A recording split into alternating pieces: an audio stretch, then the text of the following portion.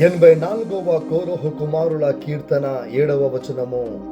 వారు నా నాటికి బాలాభివృద్ధి నందుచు ప్రయాణము చేయుదురు. వారిలో ప్రతి వాడును సియోనులో దేవుని సన్నిధిని కనబడును. Yes, my dear friends, as long as you stand on the promises of God, as long as you depend upon the God, and as long as you have your presence with the presence of God, then God of heaven will going to restore whatever you lost in your life. నా ప్రియమైన సహోదరి, నా సహోదరుడా, నీ వ్యాధి, నీ గట్టు పరిస్థితి, నీ ప్రతికూల పరిస్థితులు, నీ రోగము, నీ ఆవేదనలకు పరిష్కారము దేవుని సన్నిధి. కూర్చో దేవుని సన్నిధిలో. ఇది మనుషులకు అసాధ్యమే, కానీ సర్వశక్తుడైన దేవునికి సమస్తము సాధ్యమే. హల్లెలూయా, ఆమేన్.